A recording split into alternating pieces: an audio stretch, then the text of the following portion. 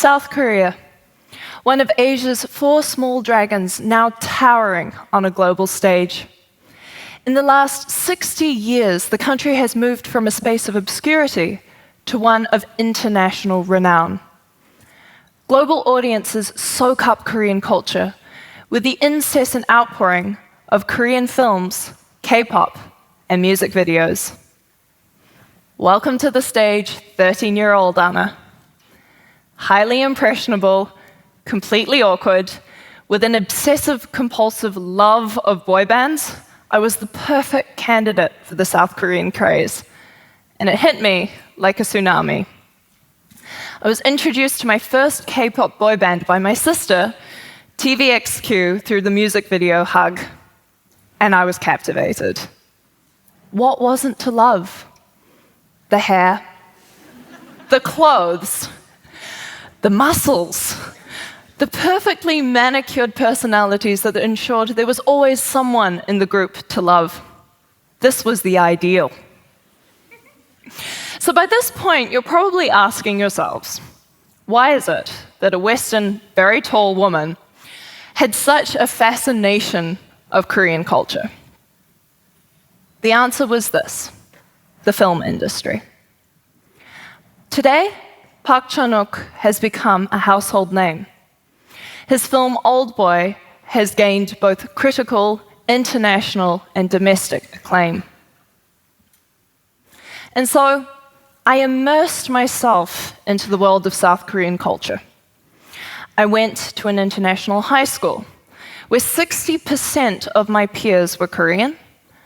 I spent months and months on end in Seoul soaking up the culture, and I taught English to South Korean students. All of this inspired the next 6 years of study at university. And what I saw was a country that was so rigidly and systematically run in a way that seemed to work. But on the inside, something always felt off. So I began to question, how is it that a country that has existed under so many decades of oppression has achieved such international, commercial, and social success? The answer wasn't easy, nor is it particularly likable. South Korean success is predicated on censorship and control. Let that sink in.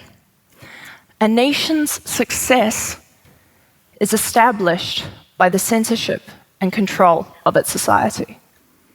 Most importantly, it is the censorship and control of the film industry that has led to South Korean development.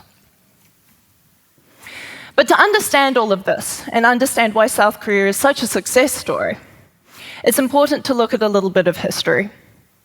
South Korea has existed under a history worth of oppression. First from China, then from colonialization by Japan, and finally from America, where at the end of the Second World War, the country was split in two. But the key figure to understanding the success of South Korea is a man called Park Chung-hee. Sponsored by the American government, Park Chung-hee established a military government within South Korea. And he noted on the importance of censorship in conjunction with the Hollywood model for financial success to direct and develop society. So in 1962, he established motion picture law, which took from previously established Japanese censorship laws in combination with the Hollywood model for financial success, and he developed South Korean society. And it worked. In 60 years, he went from a space of undevelopment to complete South Korean development. Through soft censorship, by sponsoring and promoting the film industry, he was able to develop South Korean society. Which leads me to this weird idea that in the case of South Korea, censorship is good. And as unsavory of an opinion as that may be, think about it from what I've said. Without censorship, South Korea wouldn't have developed. And what developed out of this censorship is a tool that runs South Korean society. And in my work, I've labeled this tool the standard of normativity. And it's a standard to which all South Korean society aspires to. But it's an idealized standard, which marginalizes most of society who falter trying to achieve it. Picture this: students who go to school from 8 till 5 p.m. to then go to external academic institutes for 5 to 6 hours. I taught one of them: English, maths, science, history. To then come home and do another additional 2 to 3 hours of study on their own, often until the early hours of the following morning. And this is their entire lives. And most of them are 13 years old. And for what purpose?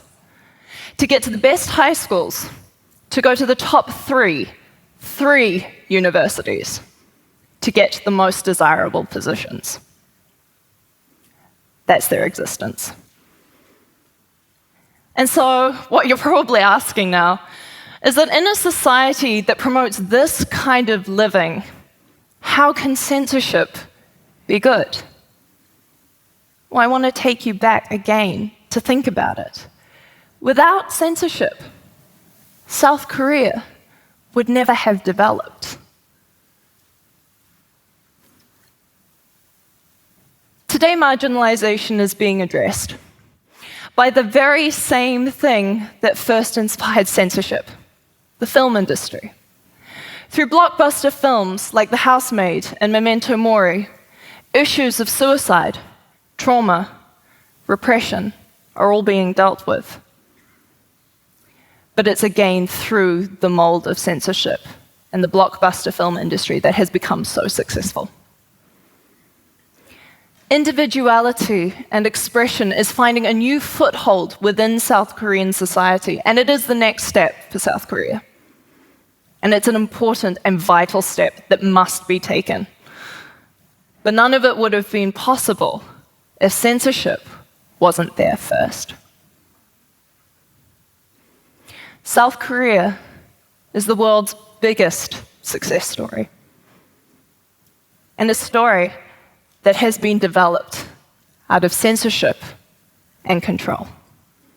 Thank you.